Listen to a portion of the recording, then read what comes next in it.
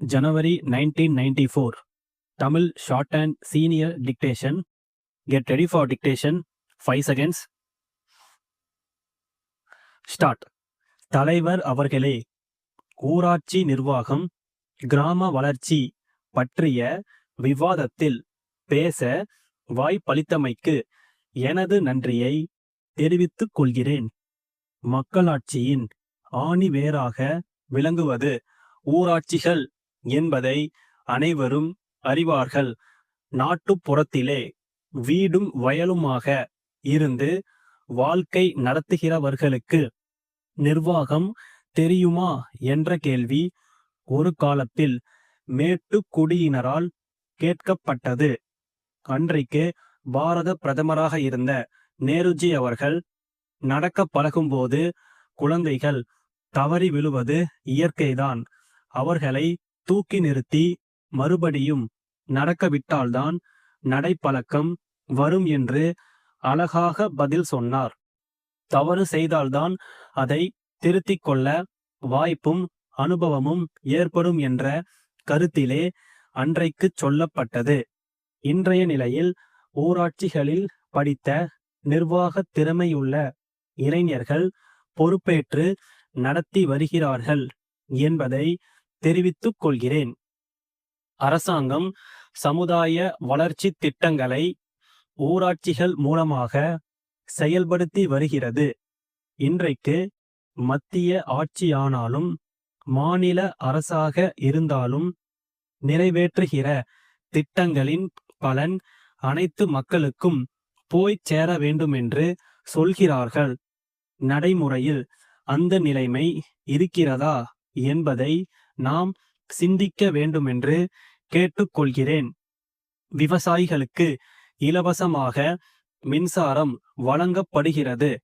அதே நேரம் உரம், பூச்சி மருந்துகளின் விலை ஏறிவிடுகிறது. உற்பத்தி செய்கிற விளை பொருள்களுக்கு உரிய விலை கிடைப்பதில்லை. அதனால் அவர்களது வாழ்க்கை தரமும் உயரவில்லை. ஆனால் நகரங்களில் வாழ்கிறவர்கள் அரசாங்கத்திடம் அல்லது வங்கிகளில் நிதியுதவி பெற்று சிறு தொழில்கள் ஆரம்பிக்கிறார்கள். நாளடைவில் வசதி வாய்ப்புகளை பெற முடிகிறது. கிராமங்களில் நிலத்தோடும் நீரோடும் போராடும் விவசாயிகளுக்கு அதுபோல வாய்ப்பு கிடைப்பதில்லை.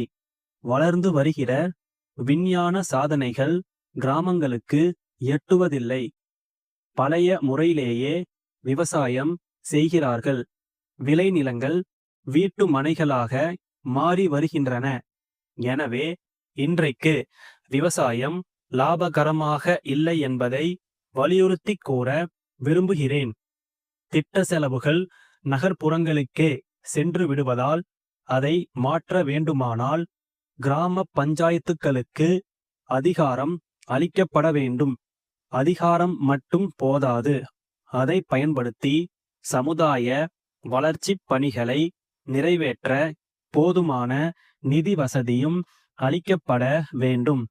முக்கியமாக ஒரு ஆண்டில் பாதி நேரம் வேலை இல்லாமல் இருக்கும் விவசாய தொழிலாளர்களுக்கு இலவசமாக வேட்டி சேலை வழங்குவது மட்டும் போதாது, அவர்கள் பிழைப்பதற்கு தேவையான சிறு தொழில்கள் அறிமுகம் செய்யப்பட வேண்டும். குடும்ப நலம், சிறு சேமிப்பு போன்ற திட்டங்களுக்கு பிரச்சாரம் செய்வது போல சிறு தொழில்களை பற்றிய விவரங்கள் கிராம மக்களுக்கு தெரியும் வகையில் ஒவ்வொரு ஊரிலும் விளம்பரப்படுத்த வேண்டும். திரைப்படம், நாடகம் மூலமாக சிறு தொழில் இயக்கமே நடைபெற வேண்டுமென்ற என் கருத்தை சொல்லி ஊராட்சிகளுக்கு அதிக அதிகாரம் வழங்குவதை வரவேற்று அமைகிறேன். வணக்கம். சென்னையில் உள்ள பொது நூலக இயக்குனருக்கு திருமங்கலம் தெற்கு வீதியில் உள்ள திருமாறன் 6/3/90 எழுதிய கடிதம். ஐயா, நான் ஒரு நூலாசிரியன். ஔவை அமுதம் என்ற நூலை எழுதி வெளியிட்டுள்ளேன். குழந்தை இலக்கிய வரிசையில் இடம்பெறக்கூடியது இது. உலகப் பேரறிஞர் ஔவை பிராட்டியார் நமக்கு அளித்துள்ள ஆத்திச்சூடி என்ற அரிய நீதி நூலுக்கு விளக்கமாக அமைந்துள்ளது. தமிழ் எழுத்துக்களை பிள்ளைகள் பயிலும்போது நீதி கருத்து நெஞ்சில் பதியும் வகையில் எழுதப்பட்டுள்ளதை தாங்களும் அறிவீர்கள். ஒழுக்கமுள்ள எதிர்கால தலைமுறை உருவாக வேண்டுமானால் இது போன்ற நீதி நூல்களை குழந்தைகள் படிக்க வேண்டும். பள்ளிக்கல்வி இயக்குனருக்கும் இது பற்றி எழுதியிருக்கிறேன். இந்நூலை புத்தக தேர்வு குழுவிற்கு தாங்கள் அனுப்ப வேண்டும். நூலகங்களில் இப்புத்தகம் இடம்பெற்றால் மிக பயனுள்ளதாக இருக்குமென்று நம்புகிறேன். எனவே நூல் ஆசிரியனே வெளியிட்டிருக்கும் இந்நூலை அதிக அளவில் பெற்று எல்லா மாவட்ட நூலகங்களுக்கும் வழங்க ஏற்பாடு செய்ய வேண்டுமென்று கேட்டுக்கொள்கிறேன். கழிவுத் தொகை தங்கள் நூலக விதிகளின்படி கணக்கிடலாம். தங்கள் ஆதரவான பதிலை எதிர்பார்க்கிறேன். வணக்கம்.